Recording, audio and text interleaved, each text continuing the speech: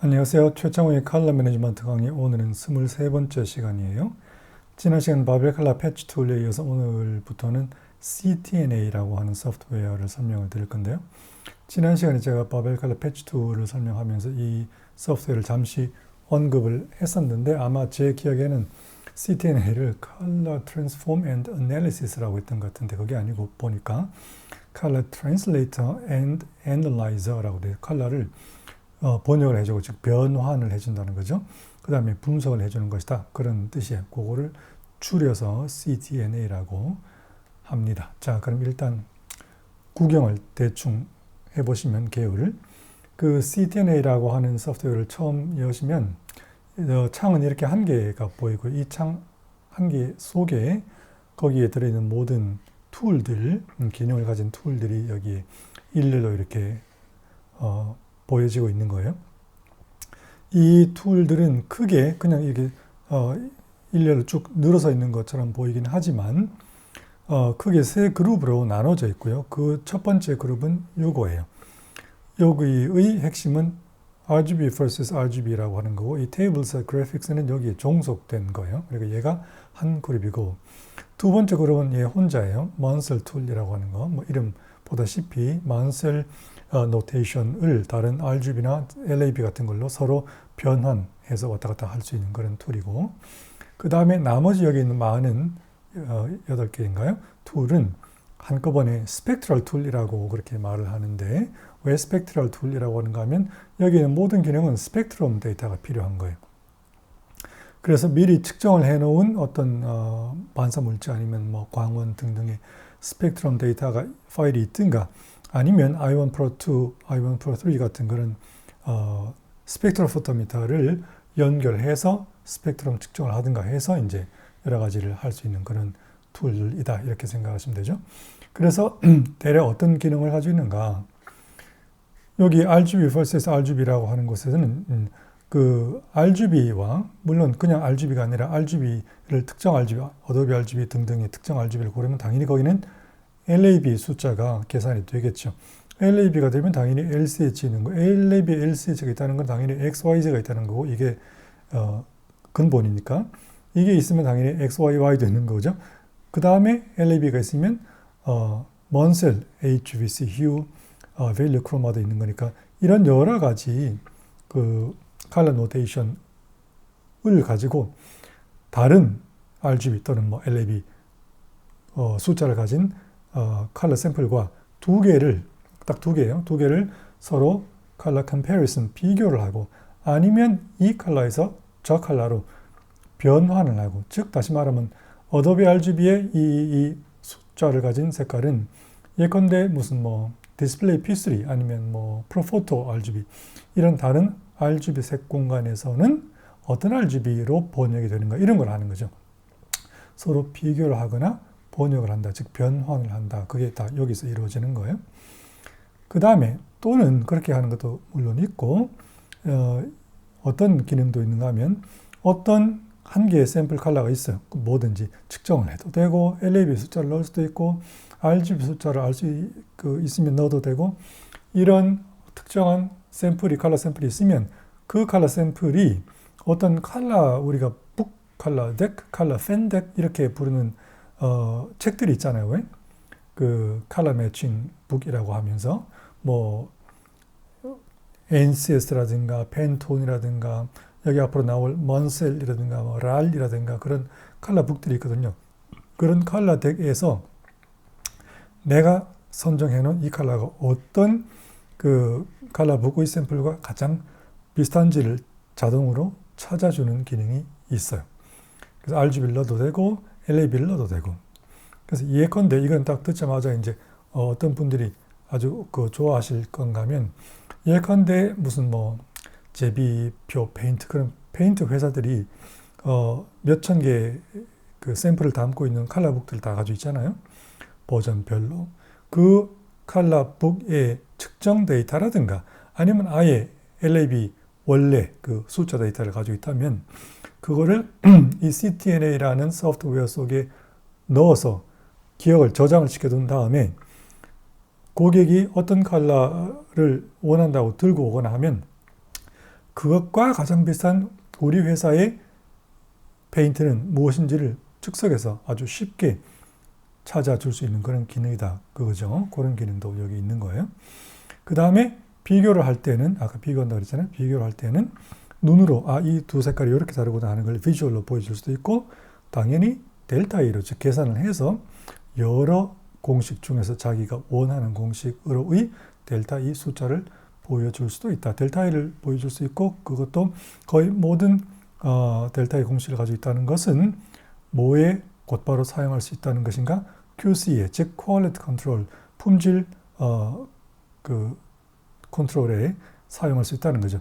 어떤 기준이 되는, 즉 레퍼런스 컬러를 옆에 두고 그 다음에 생산되어 나온 샘플을 측정을 하면 그게 얼마나 부합하는지를 금방 알 수 있을 거 아니에요.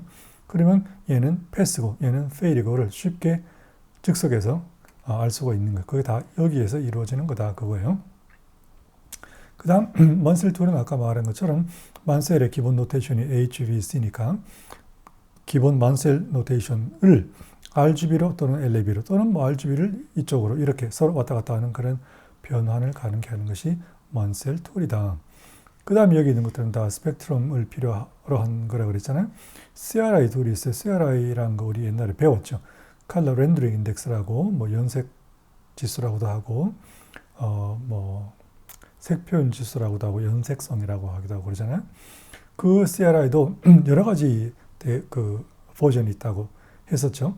가장 CRI라고 그냥 일반적으로 다른 조건 달지 않고 말하는 것은 전부 다 CRI 중에 가장 기본인 RA라고 하는, 원래 1960년대에 나왔다가 1995년에 최종적으로 최근에 버전으로 정해진 그런 RA 계산 방법이 있고, 그 다음에 이 CRI는 그것만 가지고 문제가 많기 때문에 그걸 개선하기 위해서 그 뒤에 여러 가지 그룹에서 사람들이 여러 가지 그 특성을 가진 계산 방식을 제안을 하고 했는데 아쉽게도 아직까지 모든 사람이 agree해서 동의해서 이걸로 가자라고 하는 것이 아직 정해지지 않았어요.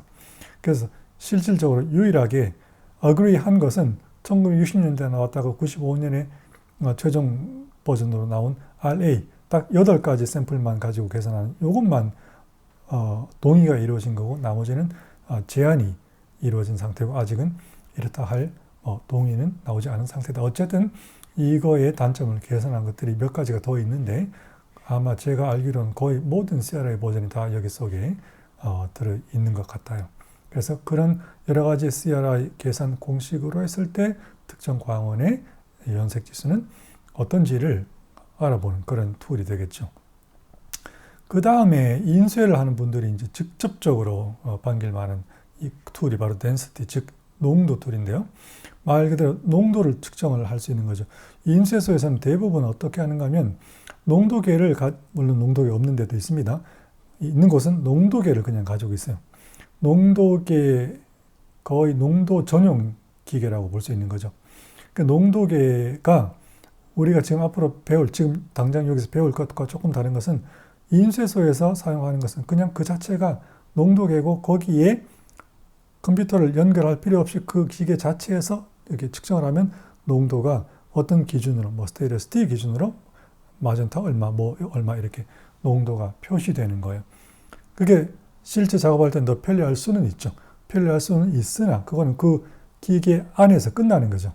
확장성이라는 게 전혀 없는 거고 우리가 지금부터 배우는 것은 i1 Pro라는 제품, 그 계열의 제품들을 사용해서 지금 여기 말한 농도뿐만 아니라 모든 것을 다 할 수 있는 거예요. 그러니까 확장성이 있어서는 훨씬 넓고 약간 불편하긴 하죠. 인쇄에 쓴다면 인쇄에서 그 컨트롤 콘솔에 옆에 컴퓨터를 노트북 같은 걸 한 개 놓고 i1 Pro를 연결해서 이렇게 사용을 해야 되니까 어쨌든 그렇게 하시면 농도가 측정이 가능하다. 물론 정확한 농도가 측정이 가능해요. 그 다음에 dot gain 같은 걸 알아볼 수 있는 dot area, 즉 어떤 인쇄가 됐을 때 이게 지금 현재 상태의 종이 위에 현재 상태의 100%, 즉 solid 컬러를 인쇄했을 때 그것을 기준으로 하면 얘가 지금 몇 퍼센트 망점으로 실제로 인쇄가 된 건지를 알아보는 것. 그게 dot area예요. 만약에 측정을 했는데 그게 만약에 63%라고 나왔다. 그런데 그 원래 인쇄한 데이터에 그것이 뭐 마젠타라고 치면 마젠타 50%로 그 디자인이 되어 있었다라고 하면 닷게인은 13%가 되는 거죠. 63%로 나왔고 그게 원래는 그 디자인은 50%라고 된 거니까 증가가 13%한 거죠. 그러니까 닷게인은 13%라고 알 수 있는 거예요. 그런 식으로 닷 에리어를 측정할 수 있고, 그 다음에 트립이라고 하는 것도 측정할 수 있고, 트립이라고 하는 것은 어떤 잉크 위에 어떤 잉크가 어떻게 묻었는지를 측정을 해주는 거예요. 그 다음에 프린트 콘트라스트라는 것도 측정을 하고, 프린트 콘트라스트는 100% 솔리드 컬러에 대비해서 75%각 사이언, 마젠타 등등의 컬러가 75% 상태가 어느 정도 그 농도 비율이 있는지를 말을 하는 게 프린트 콘트라스트라고 하는 거고, 인쇄할 때 흔히 어떤 그 인쇄 품질 또는 뭐 QC의 그 기준으로 사용하는 것 중에 하나예요. 그 다음에 뭐 휴, 그레이니스, 세츄레이션 이런 것도 여기서 다 체크할 수 있다. 측정해서 알아볼 수 있다. 그런 거죠. 그 다음에 여기 플로우 체크와 이런 MI라고 하는 곳에서 플로레센스 인덱스, 즉 형광성이 얼마나 있는지, 그 다음에 형광 그 성 아래에서 메타메리즘이 얼마나 발생하는지, 아니면 그 빼고 그냥 메타메리즘이 즉 조건 등색이죠. 조건 등색이 어떻게 발생하는지, 얼마나 두 광원 아래에서 색깔이 달라지는지 등등을 말을 해주는 인덱스들이 있거든요. 그런 것들을 다 측정해서 알아볼 수 있어요. 그 다음에 여기 그래프라는 데 가시면은 프린터 같은 반사물질뿐만 아니고 모니터 등의 이미션, 즉 빛을 발산하는 물체, 그 다음에 주변 광, 그 다음에 플래시도 다 측정이 가능하고, 측정을 했을 때 LED로 뭐로 다 이게 어떤 값을 가지는지, 또는 뭐 Correlated Color Temperature, 즉 상관색온도가 몇 켈빈인지, 조도가 몇 럭스인지, 그 다음에 휘도가 몇 칸델라인지 등등을 다 알아볼 수 있다. 그걸 여기서 한다 그거죠. 그 다음에 ISO 3664 플러스라고 하는 툴 안에서는 여기 지금 모니터 한 개와 조명이 한 개 있잖아요. 이걸 뭘 알아보는 거냐면, 어떤 모니터가 얼마나 이 모니터 위에, 예를 들면 뭐 9구역으로 나눈다면 9구역이 균일도가 좋으며, 또는 25개로 나누면 25군데 균일도가 좋으며, 그 다음에 모니터의 그 뭐 밝기와 그 다음에 색온도와 이런 것도 밝기와 색온도 같은 것들이 규정에 맞는지, 그거를 ISO 규정에 맞춰서 패스냐 페일이냐 그걸 보여주는 거예요. 이 램프는 모니터 아니고 그 프린트를 우리가 판단하기 위해서 사용하는 그 뭐라 그럴까, 조명 부스 같은 거 있잖아요. 왜? 그런 거를 마찬가지로 그 디스플레이처럼 판단하는 거예요. 그 조명 부스 안에 여러 군데의 조명 균일도가 얼마나 좋은지, 그 다음에 그 조명의 밝기와 뭐 CRI와 이런 것들은 ISO 규정에 맞는지, 이런 것들을 테스트해주는 툴이다. 이렇게 보시면 되겠고, 그 다음에 RAL이라고 하는 거는 이따가 잠시만 설명드릴 거고, 그 다음에 화이트니스 여기로 넘어가시면 여기는 이제 제지 회사를 하는 분들이 직접적으로 사용을 하실 건데, 종이를 만들었을 때 그 뭐 앱슨 이런 데서 종이 나오잖아요. 왜? 그런 용지를 만들었을 때 그 용지에 화이트니스란 그 어떤 단위가 있어요. 그 화이트니스, 그 다음에 브라이트니스, 그 다음에 불투명도, 즉 뒤가 얼마나 덜 비치는지를 나타내는 오페시티, 그 다음에 종이에는 보통 형광증백제가 들어갈 때가 많죠. 그러니까 그런 형광증백제가 얼마나 많이 들어가서 형광성이 있는지, 플로레센스 이런 것들을 다 체크를 해주는, 숫자로 계산을 해주는 그런 툴들이 있다. 그러니까 지금 보셔서 아시겠지만 굉장히 서로 다른 다양한 분야에서 사용되는 전문적인 컬러 그 테크놀로지를 다 넣어놓은 거예요. 이런 거를 종합해서 다 가지고 있는 소프트웨어는 제가 알기로는 없어요. 이것들 다 가지고 있으면서 가격은 지난번 말씀드린 것처럼 125불인가 그랬잖아요. 이런 가격에 이런 기능을 가지고 있는 소프트웨어는 없다. 그러니까 컬러를 전문적으로 하는 분들에게는 필수적인 툴이다라고 볼 수 있고, 여기 보시다시피 컬러에 매우 다양한 분야에서의 아주 전문적인 내용들이 들어있기 때문에 이 툴들에 대한 거기 속에 들어있는 내용들, 뭐 기술, 그 다음에 또 특성, 뭐 계산 방법 이런 걸 모두 아는, 포괄적으로 모두 아는 사람은 제가 보기에는 거의 없다고 봐요. 예, 저도 물론 그런 사람에 해당하는 거니까 우리가 필요한 만큼, 칼라 전문가라고 할지라도 필요한 만큼 제가 설명을 드리고, 제가 모르거나 뭐 불필요한 것 같은 건 일단 빼놓도록 하죠. 자, 일단 이렇게 구경을 하고 이제 각각의 툴들의 모양새는 이런 것들이 이제 나올 것이다. RGB vs RGB는 이런 식으로 되어 있다. RGB를 하든 뭘 하든 하여튼 두 개의 샘플이 있고요. 항상 양쪽에 뭘 하든 그 두 개 샘플이 어떻게 생긴 건지를 시각적으로 보여주고, 그 다음에 우리 옛날에 배웠던 CRE 1931 크로마티시티 다이그램이라고 하는 게 있죠. XY. 그 XY 색도표라고 하는 것에서 이 두 샘플은 어디에, XY 좌표가 어디에 위치하고 있으며, 요 네모가 바로 각각이에요. 어디에 위치하고 있으며, 그 다음에 두 개의 색깔 샘플은 이런 공식을 사용했을 때 델타 I가 얼마고, 그 다음에 각각의 L, C, H로는 각각 그 내용은 이렇게 차이가 난다는 걸 다 일목요연하게 보여주는 거죠. 그게 RGB vs RGB 툴이고요. 몬셀 툴은 이렇게 생겼어요. 그 다음에 이건 스펙트럼이 있고, 뭐 여기 CCT 이런 거, CRI 있는 거 보니까 CRI 툴이죠. 그 다음에 이것은 인쇄할 때 주로 사용하는 농도 등을 측정하는 툴이고, 이거는 플로우 체크라고 플로레센스, 메타모리즘 이런 거를 체크하는 툴이고, 그 다음에 이거는 반사물체라든가 광원이라든가 이런 거를 측정을 해서 스펙트럼을 알아보고, 그 다음에 두 개를 이것도 비교를 해보고, 그 두 개의 차이 델타 E를 알아보고, 여기 델타 E 보이죠? 그 다음에 그 두 개의 광원 또는 뭐 그 반사물체 샘플이 LEB와 더불어 여러 가지 컬러 노테이션으로 숫자가 어떤지를 알아보고 하는 거예요. 그 다음에 이거는 모니터와 그 다음에 그 조명 부스 같은 게 규격에 맞는지 그걸 확인하는 거라 그랬죠. 메타모리즘 인덱스 보는 거고, 이거는 제지 회사에서 보통 사용하는 화이트리스트 등을 체크하는 그런 툴이다. 자, 이렇게 생겼어요. 자, 그러면 이제 어디로 들어가는가?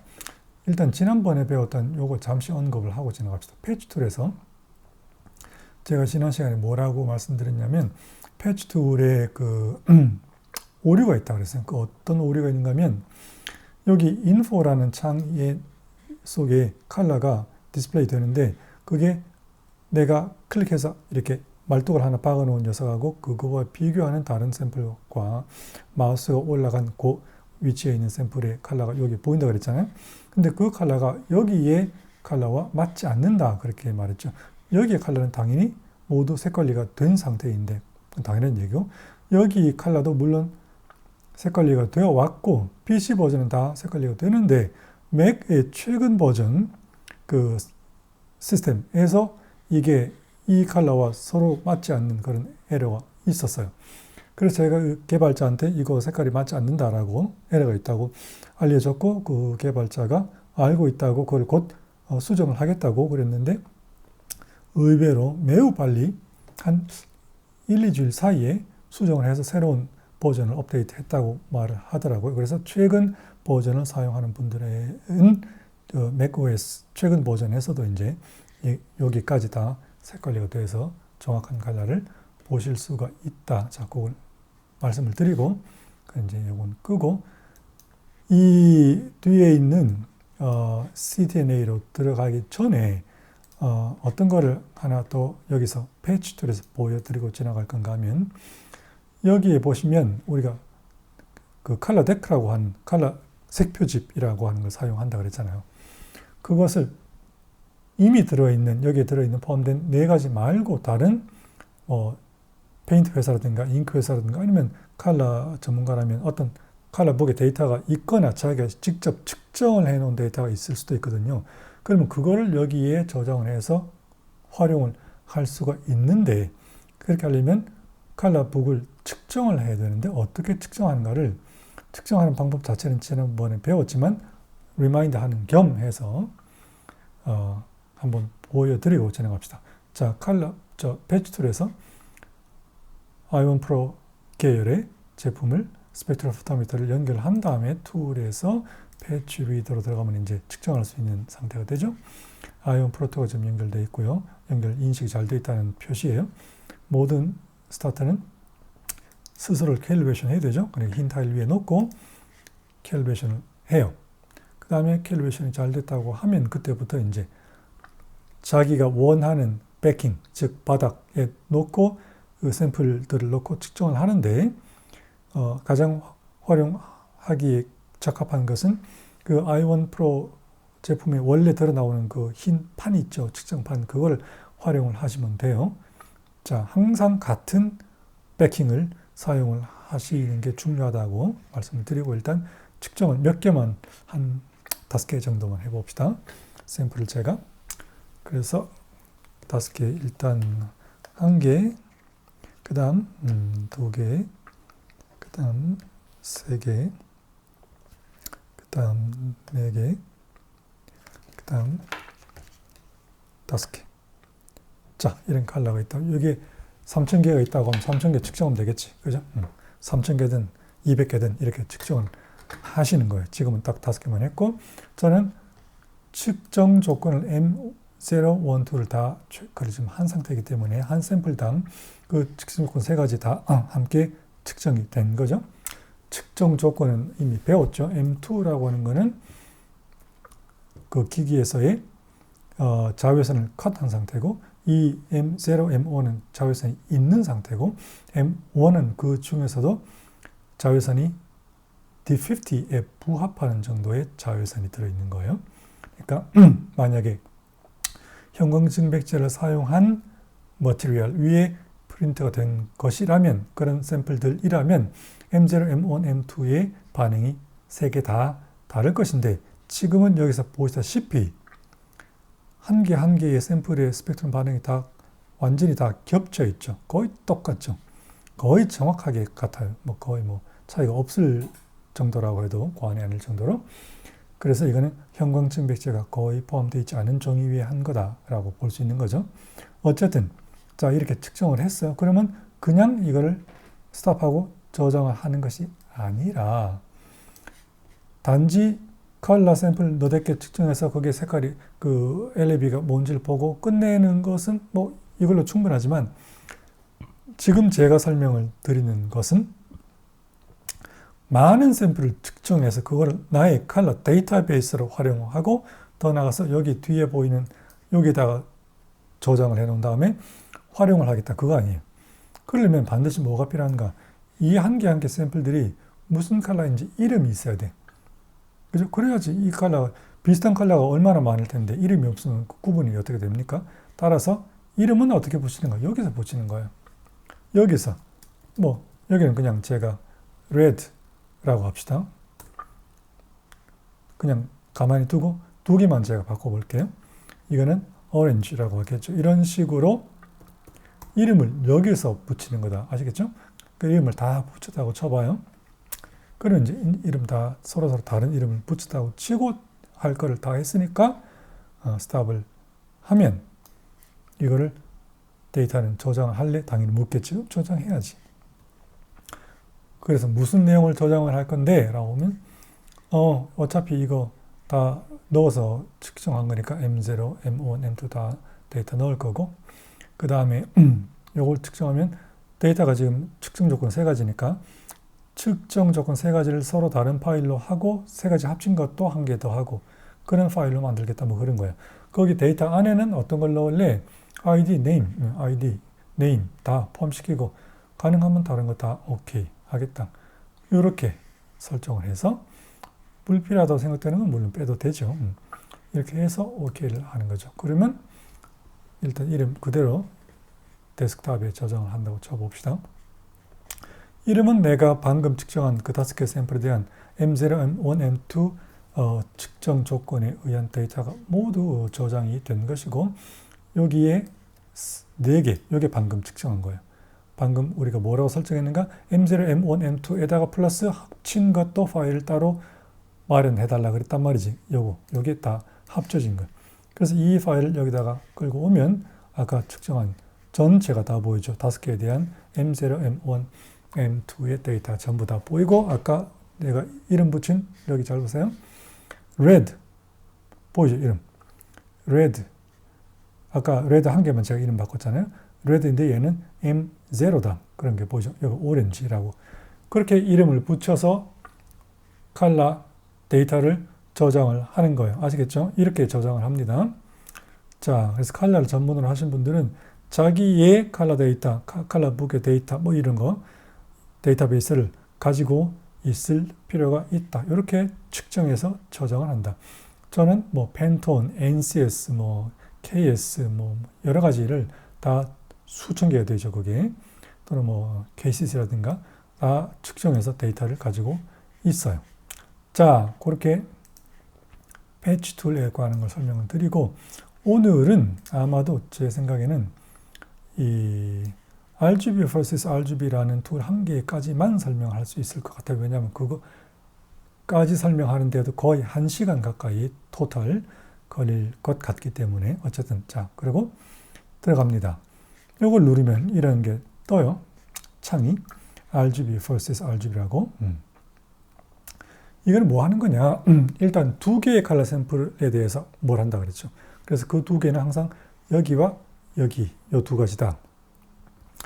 컬러 두 개가 있다. 첫 번째. 컬러 두 개가 있는데 그 컬러 두 개를 고르는 게 그게 또 두 부류로 나눠진다. 어떻게 나눠지는가? 여기를 눌러보시면 스페이스가 있고 덱이 있어요. 여기도 눌러보시면 스페이스가 있고 덱이 있어요. 이 스페이스는 뭐냐? RGB 컬러 스페이스를 말하는 거예요. 그래서 스페이스라고 하는 것이 여기 선택이 되어 있을 때는 밑에를 누르면 수많은 RGB 컬러 공간이 이름들이 쭉 나와요. 우리가 필요한 거 거의 다 들어있다고 보면 되죠. 물론 어떤 특정한 사람들은 자기가 RGB 공간을 만들어서 하는 것도 있어요. 컬러 스페이스를 define 여기 들어가시면 자기가 원하는 RGB 공간을 그 RGB의 크로마티시티를 입력하고 기준 일루미넌트를 정하고 등등을 해서 색 공간을 커스텀으로 만드는 것도 있는데 뭐 보통 사람은 다 이것만 하면 충분하겠죠. 이렇게 RGB 색 공간을 선택을 하는 게 있고 덱이라고 하는 거는 아까 말씀을 드린 것처럼 컬러북들이 들어있는 거예요. 그래서 여기 눌러보시면 기본으로 4가지가 들어와 있어요. 여기까지가 기본이에요. 밑에는 다 제가 커스텀으로 넣은 것들이에요. 그래서 일단 기본으로 들어와 있는 것들을 먼저 보시면 BS라고 하는 것은 British Standard, 즉 영국 표준에 의한 컬러 규정들이에요. KS처럼 뭐 영국에도 그런 게 있겠죠. 그것이 BS예요. KS처럼. 그 다음에 이 FED STD 딱 보면 Federal Standard라는 뜻인가 보다. 감이 오죠? 말 그대로 Federal Standard 즉 미국의 연방 표준 규정이에요. 이거는 거기에 의한 컬러북이 들어있는 거고 그 다음에 이건 만셀 우리가 뭐 컬러한 사람들은 대부분 알고 있는 만셀 데이터가 들어가 있는 거고 그 다음에 이건 RAL이라고 하는 건데 RAL은 독일이에요. 독일은 예컨대 1920년대에 그 소위 나치가 들어서기 전에 1925년 정도에 독일에서 이제 산업이 이제 발달하기 시작하니까 그 경제 산업성 뭐 이런 비슷한 뭐 부처가 있겠죠. 거기서 우리가 앞으로 산업 발달을 고려했을 때에 여러 가지에 있어서 서로 커뮤니케이션을 하는 것을 규정을 미리 해두어서 그 클리어하게 명확하게 이렇게 소통을 하는 것이 중요하겠구나라고 하는 취지로 만든 것이 RAL이라고 하는 거예요. 거기에서 1927년에 처음으로 컬러도 40개를 추출을 해서 정확히 그 40개가 컬러가 뭔지는 제가 모르겠지만 추출해서 이제 RAL 컬러라고 출발을 했고 지금은 뭐 RAL 클래식도 있고 RAL 디자인도 있고 뭐 있고 RAL 뭐이라고 하는 게 2,000 몇백 개가 아마 있을 거예요. 그래서 하여튼 독일 기준의 색깔 규정들이다 이렇게 보시면 되겠죠. RAL은 R이라고 하는 건 라이크스라고 하는 건 독일 말로 영어로 하면 독일 말인데 영어로 하면 national 비슷한 거예요. 그러니까 국가 뭐 이런 거죠. A는 Ausschuss인가 하는 거고 그거는 커미티 이런 뜻이에요. 뽑힌 것 그런 뜻이기 때문에 커미티 그런 거고 L은 Lieferbedingung인가 하는 그런 좀 희한한 발음을 가진 독일 말인데 영어로 한다면 delivery conditions 뭐 그런 뜻이에요. 그러니까 어떻게 배달, 즉 전달하는가, 커뮤니케이션을 어떻게 하는가에 대한 규정이다. 그런 뜻이에요. 그거 줄임말이 RAL이에요. 그래서 이 네 가지는 미리 들어와 있는 거다. RAL이든 뭐든 하여튼 규정에 의해서 거기 펜덱, 칼라북에서 뭔가를 뽑아 쓸 수 있다. 자, 그래서 두 개의 샘플은 스페이스에서 고르거나 이 데크에서 고르거나 할 수 있다는 걸 방금 보았죠? 제가 이 소프트웨어를 예전에 십수년 전에 처음 쓰기 시작했을 때 얼마 동안은 여기에 덱이라는 게 있는 걸 몰랐어요. 왜냐하면 제 기억에 물론 다 지나갔으니까 뭐 검증이 안 되지만 제 기억에 그때는 이걸 딱 누르면 스페이스가 보이고 덱이 보였으면 당연히 여기 세모가 있다는 건 뭐가 있다는 거니까 여기 뭐가 숨어 있구나 하는 걸 알았을 텐데 그때는 이거를 그냥 누른 게 아니라 누르고 한 1초인가 이상 있어야지 이게 보였거든요. 그러니까 눌러도 아무것도 안 보이니까 이게 뭐 있는 것 같은데 없네 그런 식으로 해서 안에 뭐가 감춰져 있는지 몰랐거든요. 근데 지금은 그냥 누르면 보이니까 여기 안에 이렇게 두 개가 있다는 건 제가 설명을 드렸고 자 그러면 그건 됐고 두 개가 그렇게 선택될 수 있다는 거고 그 다음에 그 모드 컬러를 비교하는가 아니면 변환하는가 두 가지 모드가 있다고 그랬잖아요. 그게 여기에서 선택하는 거예요. 지금은 보시다시피 컴페어니까 비교죠. 내가 여기서 뭘 골랐던 이 색깔과 여기 골라진 이 색깔과 그다음 여기서 입력을 했던 측정을 했던 이 색깔과 두 개를 비교하는 거예요. 이 두 개 비교했을 때 내가 고른 이 원하는 델타 E 공식으로 했을 때 두 개가 얼마 차이 나는가 그거죠.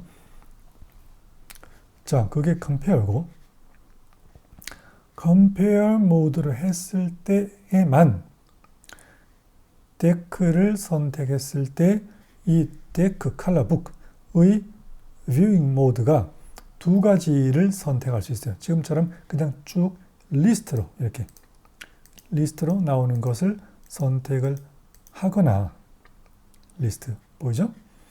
그 다음에 L-Sage 패드라고 하는 것도 선택할 수 있다. 이 뷰 둘 중에 한 개를 선택할 수 있는 것은 compare, 비교 모드일 때만 가능하다. 그것도 알아두세요. 그러니까 어떤 모드일 때 뭐가 나오고 안 나오고가 이게 확 달라지기 때문에 그거를 어떤 상태인지를 정확히 인지를 하지 못하면 이게 어디 갔는지 왜 안 나오지? 그런 약간의 그 혼란이 있을 수가 있어요. 자, 그래서 이 펜덱을 보는 모드 두 개는 compare 모드에서만 가능하다. 그럼 compare 아니고는 뭐가 가능한? 변환이죠. 변환이라고 하는 건 기본적으로 이 컬러 펜덱에 있는 샘플들 중에서는 뭐가 제일 가까운지를 찾아내라. 그게 변환이에요. 그럼 눌러봅시다. 그러면 convert 변환 모드라고 되어 있고 방향은 여기서 여기로 오니까 이게 from이고 이게 to예요. destination. 이거를 기준으로 했을 때 이쪽 세 개로 가서는 제일 비슷한 게 뭐냐라고 하는 걸 찾아주는 거죠. 여기에서 선택한 것, 이 35.5 하는 이 샘플과 먼셀 색표집에서 가장 가까운 샘플은 먼셀 7.5R 3, 14인데 같은 거는 당연히 없고 델타 E 2000 기준으로 했을 때는 델타 E는 3.8이다. 뭐 그런 걸 보여주는 거죠. 자, 이제 내용을 대충 파악을 하시겠죠? 여기에 시각적으로 두 개 샘플을 보여주는 것은 이 창을 누르시면 이게 자꾸 달라져요. 이렇게. 뭔지 금방 감이 오시죠?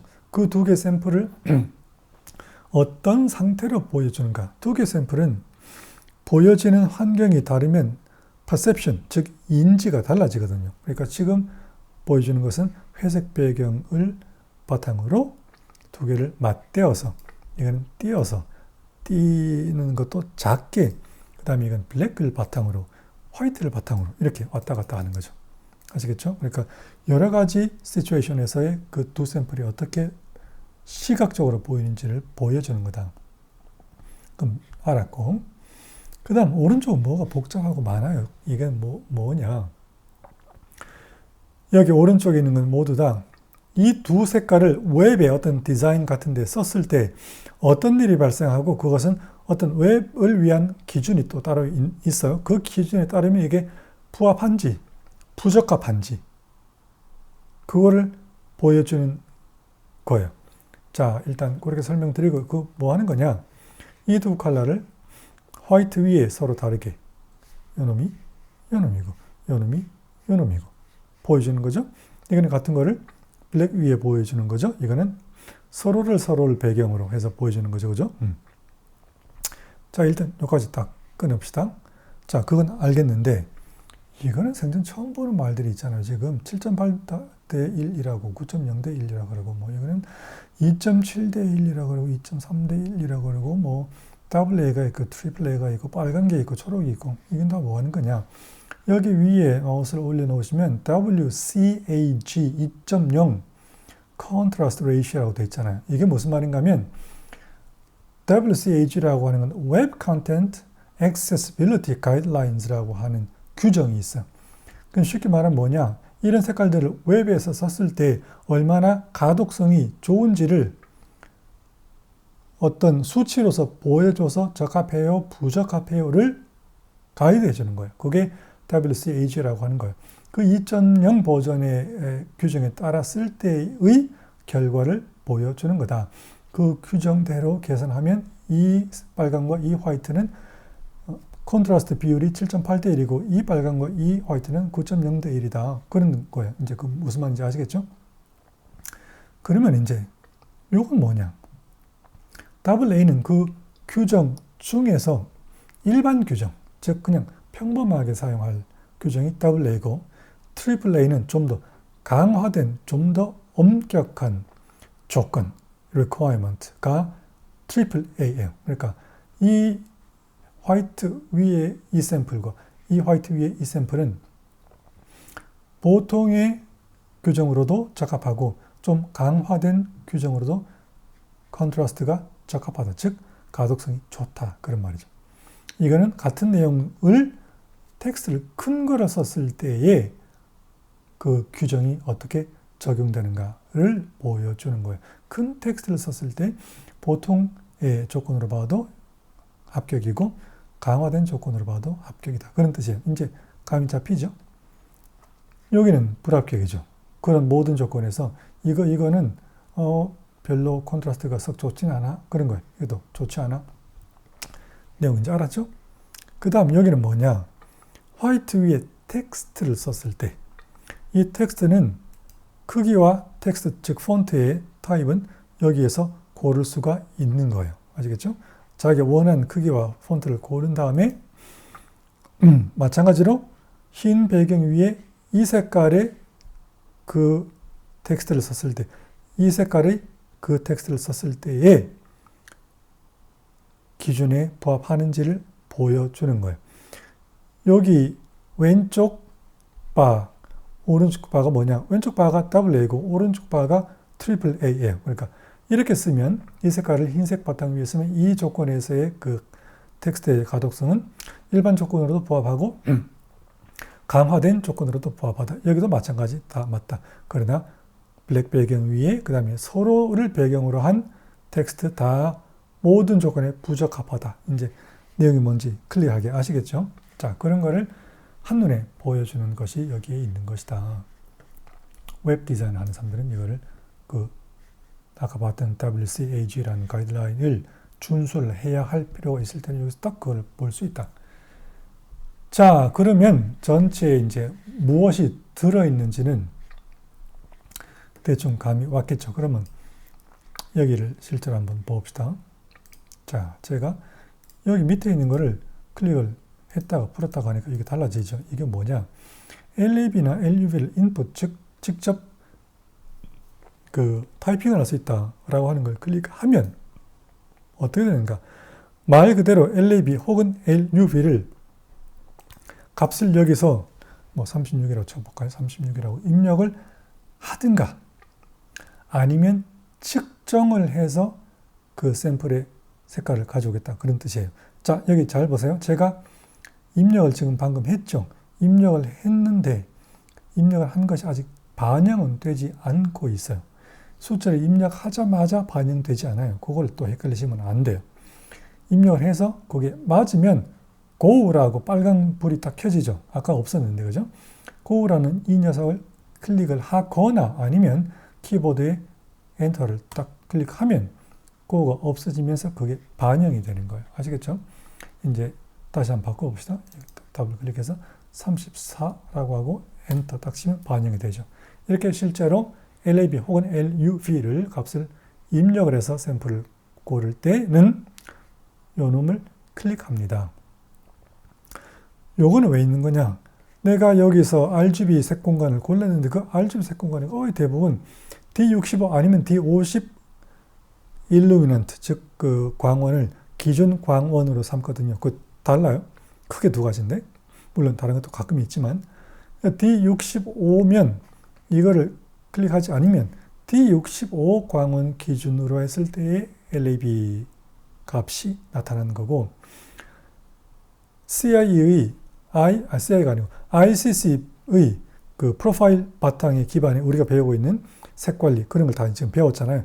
거기에서는 전부 다 기본으로 D50에 거기다가 시야각 2도가 기본으로 항상 되어서 계산이 이루어진다고 그랬잖아요.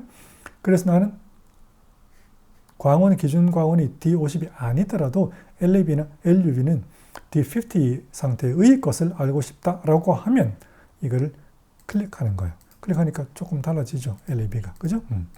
여기 왜 있는지 알겠죠? 그럼 요 위에 것이 D50를 기준 광으로 하는 것을 선택을 하면 이거를 클릭 하나마나 변화가 없을 것이고 D65면 당연히 변화가 조금 있을 것이고 그런 거예요. 자, 그 다음에 요거 이제 뭐 하는지 배웠죠? 그러면 이걸 풀었어요. 풀면 뭐 하는 거냐? RGB를 내 마음대로 선택하는 거예요. 풀면은 LAB 측정이나 아니면 LAB 입력은 못하게 됐죠. 풀었으니까. 이제는 무엇으로 샘플을 고르는가? RGB 숫자를 입력하거나 RGB 숫자를 이렇게 슬라이더를 바꿔서 하는 거예요. 아시겠죠? 그러니까 디스플레이 P3 색 공간에서의 RGB 뭐뭐뭐 아니면 어도비 RGB에서의 RGB 뭐뭐뭐는 이런 색깔에 해당하고 LAB는 이렇다라고 하는 게 자동으로 딱 계산되죠.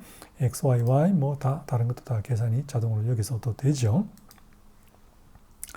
여기 왼쪽에 있는 Y는 XYY와 XYZ의 대문자 Y를 나타내는 것이고 우리가 이미 다 배웠지만 이 대문자 Y는 명도를 나타내는 것이다. 명도. 시각적인 밝기가 아니고 기계적인 물리적인 밝기, 반사 이런 거. 명도를 나타내는 거예요. 그래서 잘 보세요. 지금 XYY를 제가 값을 보고 있고 거기에서 Y를 움직이면 이 Y가 이 끝에 Y니까 요거 Y겠죠. 얘가 커지고 작아지며 XY가 바로 색도, 영어로 크로마티시티예요. 색도는 변치 않아요. 잘 보세요. Y를 올렸어요. 색도는 변치 않죠. 소문자 XY 값. 끝에 있는 대문자 XY는 변하죠. 명도가 달라지는 거죠. 정확히 말하면 명도는 달라지지만 색상과 크로마, 즉 그 뭡니까? 채도도 조금씩은 달라지죠. 그래서 우리가 예전에 배웠지만 XYY는 이 XY 값만 가지고는 무슨 색깔인지 알 수 없어요. 왜냐하면 거기는 명도가 빠진 거기 때문에 지금 보시는 것처럼 똑같은 XY 값을 가지고도 수많은 서로 다른 컬러가 있다는 것을 여기 지금 알 수가 있는 거죠. 자, 그래서 이렇게 색깔을 고른다는 걸 이제 상황 파악을 하셨을 것이고 주의할 것. 이걸 모르면 가끔 매우 아예 모르고 자기가 실수하는 걸 모르고 지나갈 때가 저도 그런 실수를 했기 때문에 가끔 있어요. 뭐냐? 어떤 샘플을 고를 때, 즉 LAB를 입력을 내가 해서 고르고 싶다고 쳐봐요. 그러면 뭘 해볼까? 31이라고 치고 L은 A는 60이라고 쳐봅시다. 그리고 B는 그것도 60이라고 쳐보고 60이라고 쳐봅시다. 해서 제가 엔터를 딱 눌렀어요. 눌렀는데 그게 입력이 안 되죠.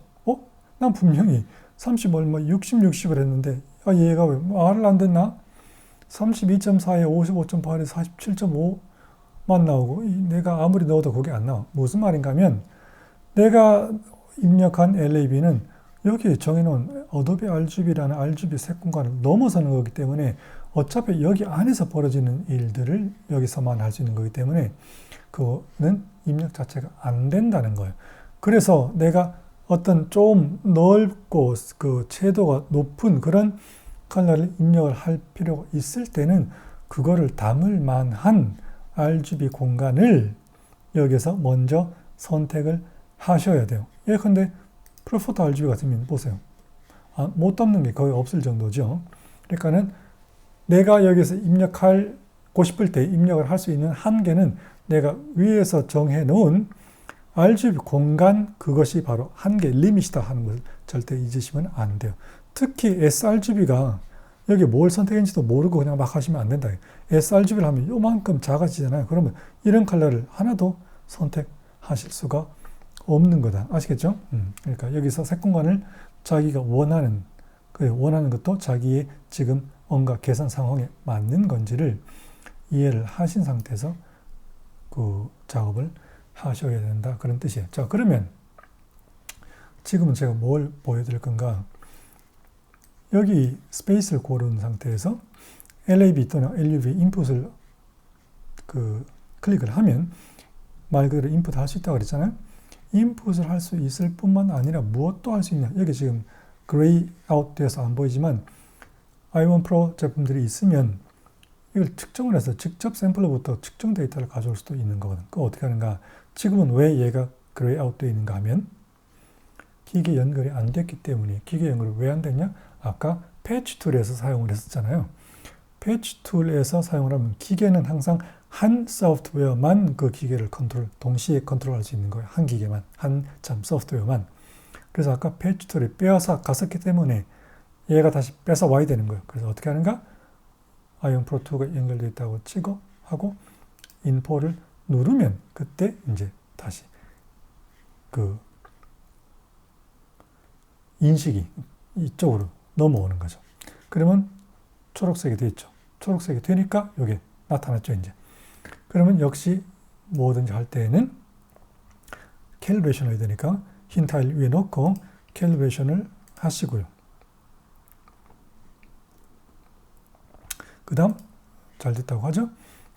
그 다음에 제가 지금 보여드릴 거는 어떤 컬러 샘플을 여기서 한 가지를 측정을 할 거예요. 자, 그래서 이걸 겸해서 무엇을 설명드릴 거냐.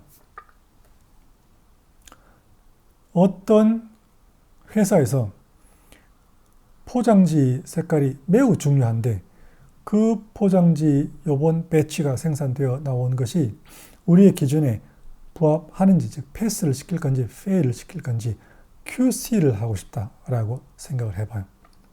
무슨 상황인지는 금방 이해되시죠? 그 샘플로 제가 무엇을 지금 측정을 할 건가 하면 그 빨간색 그 포장지를 가진 아는 분들은 아시겠지만 아이오나라고 하는 독일산 치약이 있거든요. 그 치약 빨간색과 특이한 특정 빨간색이 있어요. 이 빨간색은 당연히 그 회사의 얼굴이기 때문에 이게 왔다 갔다 하면 안 되죠. 여러 가지 회사가 특정한 컬러를 쓰잖아요. 그래서 이번에 생산되어 나온 이 포장지 박스에 빨간색이 우리 기준에 맞는지를 보고 싶어. 그런 상황이다 그거예요. 그런데 그 기준은 두 가지가 있을 수가 있어요. 첫 번째, 우리의 포장지의 빨강의 기준은 LAB 데이터로 있을 수도 있고, 그럼 어떻게 해요? 여기서 LAB 데이터를 직접 타이핑하시면 되는 거죠. 아니면 또 뭐도 있을 수 있죠? 실물을 가지고 항상 실물이 있을 수도 있는 거예요. 그 실물과 요번에 나온 배치의 실물, 기준이 되는 실물과 샘플 실물을 두 개를 비교해서 이번 생산분을 패스할 것인가, 페일 시킬 것인가를 QC를 한다. 이렇게 가정을 해보세요. 그러면 그 기준이 되는 실물을 측정을 해야 될 거 아니에요. 어떻게 하는가? 지금 제가 한 개 측정을 해볼게요. 이게 기준이다. 방금 측정을 했죠? 다시 한번. 오케이. 이게 그 아이오나 치약의 빨간색 기준이에요. 그러면 한 개 기준이 잡혔죠. 얘가 옆 왼쪽에 있는 게 기준이에요. 그러면 지금 당장 보고 계시는 거는 이 아이오나 치약의 빨간 색깔이 여기 컨버트 모드라고 되어 있기 때문에 그걸 번역을 하면 먼셀색 표집에서는 그나마 제일 가까운 게 뭔지를 나타내 주는 거지만 지금 제가 설명드리고 있는 상황은 이거 하는 게 아니라 QC를 하는 중이잖아요. QC는 어떻게 하는 거냐? 일단 기준을 방금 방식으로 잡았어요. 그 다음에 Compare 모드로 가는 거예요. Compare 모드로 가고 여기에 스페이스를 선택을 하시고 여기에서 샘플로 나온 녀석을 가지고 와서 측정을 한다. 그러면 아까 기준으로 삼는다고 측정한 거와 그다음에 생산 요번 배치 나온 그 포장지가 나온 것을 측정한 것이 두 개가 비교가 되겠죠. 비교가 되면 어떻게 돼요? 델타 I가 나올 것이고 델타 I를 보면 패스인지 페일인지 금방 나오죠. 자, 그러면 이번에 그 생산물이 나왔다고 쳐봅시다. 그러면 제가 그 중에 한 개를 가지고 왔어요. 그래서 어떻게 하는가? 측정을 하죠. I1 등등으로. 측정을 딱 했더니 보세요. 지금 방금 측정을 한 게 요거고 아까 기준으로 측정을 한 게 이거예요. 두 개의 색깔 차이는 시각적으로 요만큼 나고 잘 보시면 색깔 차이 있죠, 조금. 그 다음에 우리의 기준은 델타 E, 패스페일 시킨다는 기준은 만약에 CI94를 사용한다고 친다면 CI94로는 이 두 개가 델타 E 0.37이니까 얘는 패스 이렇게 되는 거죠. 그럼 생산품 뭐든지 가져오면 갖다 놓고 여기에서 측정만 하면 즉시 패스인지 페일인지 금방 볼 수 있다. 그런 뜻이에요. 그렇게 쉽게 QC를 할 수 있는 거다. 자, 델타 E가 나왔으니 델타 E를 보면 원래 델타 E가 있고요. 그죠? 94가 있고요. 그 다음에 이 CMC가 있고요. CMC 2대1, 1대1이 있고 그 다음에 델타 E 2000이 있다. 크게 그런 식으로 나눠지고 그 다음에 D50라는 게 있고 D50 아닌 게 있다. 그건 뭐 때문에 다른 거냐? 두 개의 상황을 보세요. 지금 어차피 이런 것들은 다 특정 RGB 공간 안에서 이루어지는 거라 그랬잖아요. 스페이스를 골랐기 때문에. 여기는 디스플레이 P3라고 골랐고 그러면 거기는 당연히 기본 기준 광원이 D65고 프로포토는 기준 광원이 D50이에요. 기준 광원이 다르기 때문에 LAB 두 개가 통일이 안 돼 있죠. 따라서 통일되지 않은 LAB를 가지고 델타 E 계산을 할 수가 없기 때문에 델타 E 2000을 쓰고 싶더라도 이때 델타 E 2000을 고르시면 계산 불가라고 not available 이라고 나오는 거예요. 왜? 기준 광원이 다르니까 계산할 수 없어요. 그런 말이에요. 따라서 이렇게 기준 광원이 다르더라도 어차피 D50에서 기준으로 다 계산을 하는 것을 원한다면 그거를 D50로 다 변환시킨 다음에 통일하여 계산을 해달라라고 할 때 사용하는 게 이 .D50라고 하는 것들이에요. 아시겠죠? 그러니까 웬만하면 D50라고 해놓는 게 더 편하시겠죠. 자, 그 D50라는 게 있는 이유는 그런 것이고 델타 E는 지금 현재 0.33이 나왔고 그 다음에 델타 E 0. 이거 총합이고 델타 E고 그 안에 각계 내용이 또 있을 거 아니에요. 뭐로 있는가? LCH로 했어요. 즉 밝기가 명도가 얼마 차이 나며 C, 크로마, 채도가 얼마나 차이 나며 휴가 얼마나 차이 나는지를 각각 서로 세 가지 다른 분야별로 차이를 보여주죠. 이것도 중요한 것이 제가 그 책에서 뭐를 한번 썼던 적이 있는가 하면 제가 그 부분을 쓸 때 그 당시에 무슨 정당의 그 새로 만들어진 정당의 색깔이 무슨 색깔인데 그게 뭐 기존 정당의 무슨 색깔과 뭐 비슷하네 안 비슷하네 그래서 논란이 있고 뭐 그랬단 말이죠. 그걸 보고 제가 정당의 색깔 기준도 이렇게 색차를 기준으로 만약에 만들어 놓는다면 얘는 부적합이에요. 아까 웹 컨텐트 액세시빌리티 가이드라인 이런 게 있는 것처럼 마치 정당 같은 거에 또는 뭐 정당 아니라도 다른 뭐 회사 같은 거에 그 로고의 컬러들도 기준을 이런 식으로 만들어서 그거 강제 규정은 아닐지라도 가이드라인으로서 이 정도면 너무 가깝다, 이거는 뭐 안전하다, 이런 가이드라인이 있으면 좋겠다. 그럴 때는 이 델타 E를 어떻게 활용하는지를 쓴 게 있어요. 그 안에 그냥 델타 E만이 아니고 휴는 최소한 얼마 이상, 델타 E도 얼마 차이 나지만 그 속 내용으로서 휴도 뭐 최소한 얼마 또는 뭐 크로마도 얼마 이상은 차이가 나는데 이걸 모든 세 가지 조건을 동시에 합격할 것, 뭐 그런 제가 제안을 한 게 있거든요. 그런 것에 필요한 거예요. 그래서 밝기와 채도와 색상의 그 분야에서 측면에서 어떻게 다른지도 볼 필요가 있다. 밝기는 0.24, 마이너스 0.24. 왜 마이너스 0.24인가? 얘가 기준으로 얘가 샘플이라고 가정하는 거기 때문에 이거에 비하여 얘는 L0.24 어둡다, 그런 뜻이에요. 마이너스는 그런 뜻이에요. 이걸 기준으로 한다면 얘가 0.24 어둡다, 그런 뜻이에요. C는 또 얘를 기준으로 한다면 델타 E 2000 계산에 따르면 크로마가, 채도가 오른쪽이 0.21 더 낮다, 그런 뜻이에요. 그 다음에 여기는 마이너스 0.07이죠. 거의 똑같지만 보다시피 지금 색상이 거의 똑같잖아요. 그러나 아주 조금 다른데 이것에 비하여 얘는 휴의 각도가, 그 각도 그 자체가 아니라 델타 2000 기준으로 했을 때의 휴 차이 각도가 요 빵빵 00이 다 델타 2000이란 뜻이에요. 여기 전부 다 H가 마이너스 0.07 차이가 나고 델타 2000 아닌 원래 H로서는 각도가 마이너스 0.11 난다. 그런 정보를 다 아주 깨알같이 세세하게 나타내 주고 있다. 이제 여기에 있는 그 내용들을 다 아시겠죠? 자, 그러면 거의 이제 설명은 기본은 다 된 거고요. 그 다음에 예컨대 뭘 설명드리려고 하는가 하면 어떨 때는 지금 뭐 빨강이 다 여러 가지 RGB 스페이스 안에 들어있기 때문에 제가 그걸 보여드릴 수는 없는데 어떤 컬러를 선택했거나 측정했을 때는 이런데 느낌표가 딱 이렇게 나와 있을 때가 있어요. 그 느낌표는 무슨 뜻인가?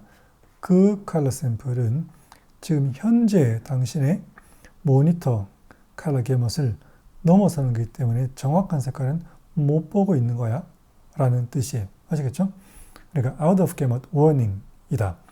여기에 가끔 하다가 뭔가 노란 색깔로 I 같은 표시가 나오면 이 색깔은 내 모니터의 컬러 범위를 넘어서기 때문에 내가 정확하게 보지는 못하고 있구나, 그런 뜻이다 라는 것을 아시면 되겠죠. 자, 그러면 이제 거의 다 설명이 된 셈이고, 여기에 아까 제가 설명을 처음에 드릴 때 요거는 여기 종속되어 있는 거라고 그랬잖아요. 일단 이거부터 봅시다.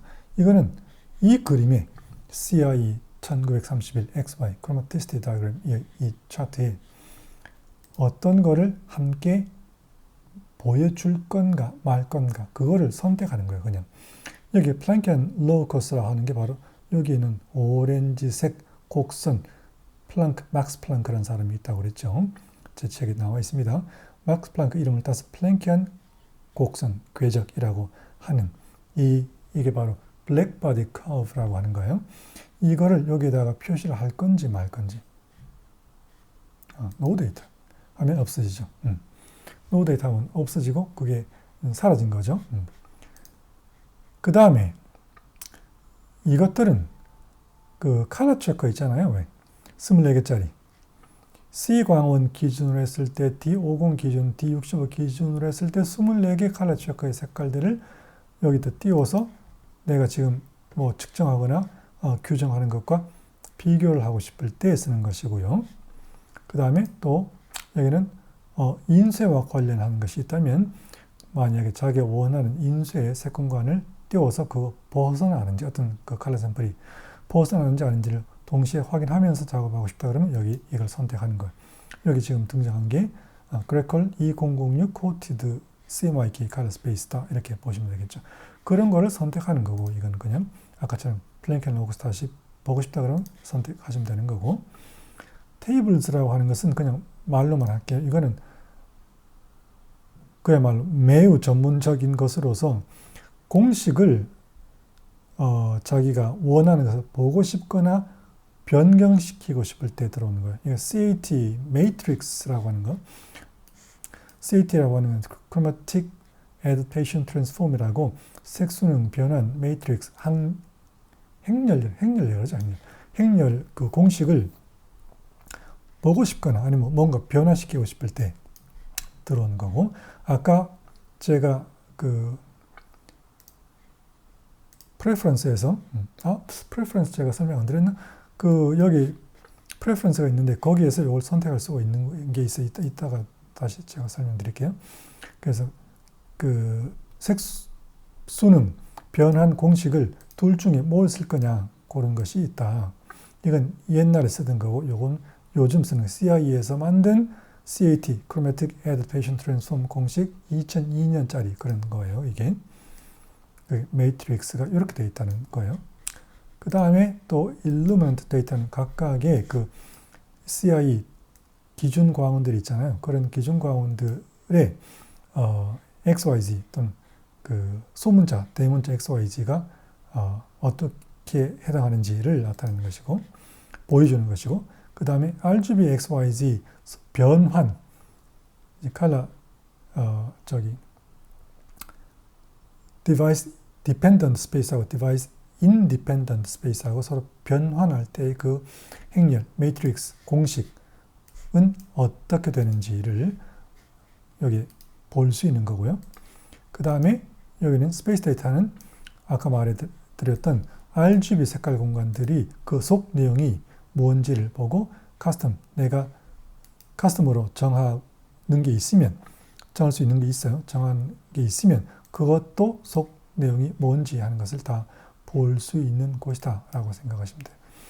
그러니까 그 속 내용, 계산의 그 숫자들이 뭔지를 알고 싶으면 여기 들어서 보시면 되는 거다. 자, 이제 설명을 끝내야 되는데 제가 보니까 이걸 설명 안 한 것 같으네. 이걸 설명을 해드릴게요. 프레퍼런스라고 하는 것이 당연히 중요한 게 있는데 첫 번째 크게 4개의 탭으로 되어 있죠. 여기 컬러 탭에서는 내가 지금 작업하고 있는 이 모니터가 있을 거 아니에요. 그 모니터 컬러 프로파일이 뭔지 그래서 그게 제대로 전달되는지를 보여주는 거예요.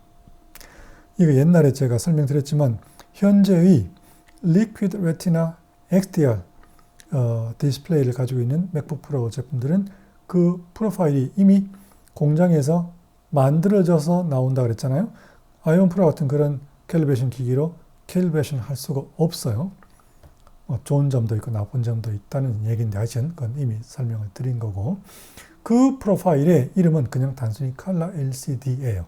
그래서 그게 보이면 최근 제품들 그 맥북 프로들은 여기 맞는 거다. 그래서 이게 만약에 잘못 인식되어 있으면 여기에 컬러들이 다 정확하게 디스플레이가 되지 않고 있는 거다. 그런 뜻이에요. 매스는 뭐냐?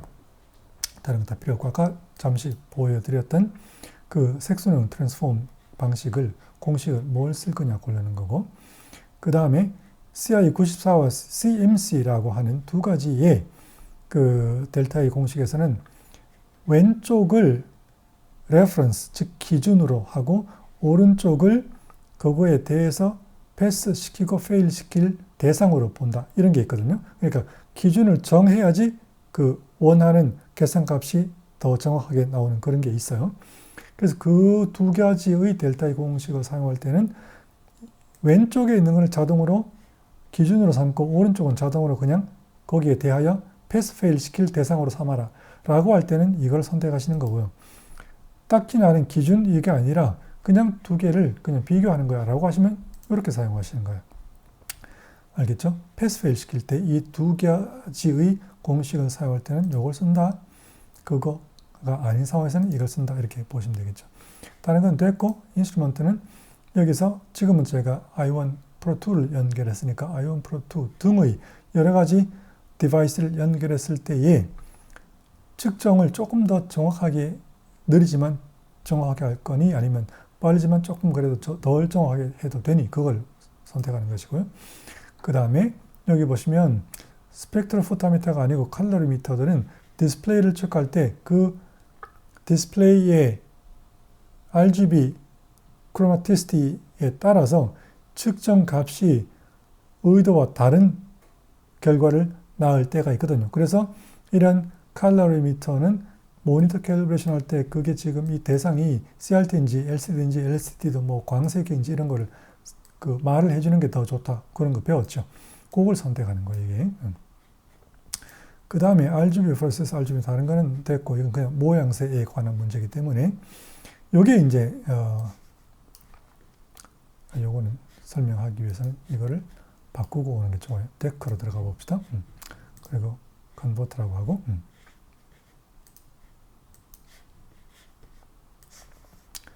자, 아까 설명드린 것처럼 변환 모드라고 하고 여기 데크를 고르면 왼쪽에 있는 샘플에 가장 가까운 그 칼라북 안에 있는 샘플을 자동으로 골라주는 것인데 그때는 compare 아니고 convert 모드일 때는 리스트 뷰는 사용하실 수 없고 LCH 패드라는 뷰만 보실 수가 있다는 걸 아까 잠시 말씀드린 적이 있죠. 그 뷰가 다르게 나온다는 거.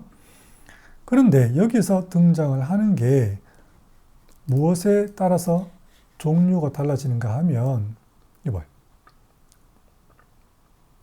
여기를 뭔가 조절을 하면 여기에 뭐가 나오는지가 달라지는 거예요. 그래서 이게 무슨 소린가?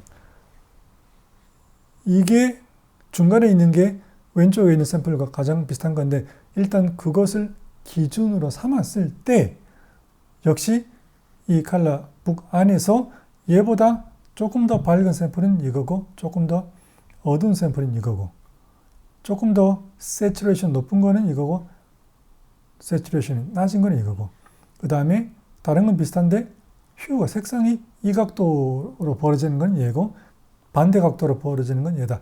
그런 샘플을 추가로 6개를 옆에 포진시키는 거거든요. 이거를 그냥 가져오는 게 아니라 기준을 줘야지 가져오는 거예요. 그 기준을 여기서 선택하는 거예요. 이걸 다르게 하면 여기에 나오는 것들이 전부 다 달라진다는 거예요. 그래서 일반적으로 어떻게 사용하는가 하면 자기가 보기에 이렇게 나오는 것이 제일 합당하다라고 결과가 제일 합당하다라고 받아들일 만한 조건으로 하시는데 원래 있는 디폴트로 쓰셔도 되고 저 같은 경우는 보통 0. 여기는 234 정도 그 다음에 여기 휴 각도는 한 10에서 15 정도를 놓고 사용을 해요. 이렇게 놓았더니 아까 처음에 보는 것과 완전 다른 샘플들이 여기에 나오죠. 그죠? 이 정도면 받아들일 만한 거죠. 그래서 여기에 어떤 세팅이 되는 것에 따라서 여기에 플러스 루미너스리 그 다음에 마이너스 루미너스리 휴 플러스 마이너스 세츄레이션 플러스 마이너스의 샘플들이 달라질 수 있다는 것을 알고 계셔야 된다. 자, 그러면 제가 보았을 때 설명이 다 된 것 같죠. 그죠? 자, 그러면 이제 이것과 관련해서는 한 가지 남은 것은 여기 데크를 선택했을 때 어떻게 하면 기본으로 저장되어 있는 4가지 말고 제가 여기 카스텀으로 넣었다고 하는 이놈들 아까 우리가 샘플 5개 측정한 거 그런 거 있잖아요. 그런 거 3000개짜리를 측정했다고 치고 그걸 어떻게 이어서 데이터베이스로 활용을 하는가 이건 설명 제가 아직 안 드렸고 그건 다음 어떤 기회에 설명을 드릴 거예요. 그러면은 오늘은 여기까지 하고 다음은 시간에는 몬셀 툴과 뭐 여기 한 몇 가지를 설명을 하도록 합시다. 그러면 다음 시간에 뵙죠.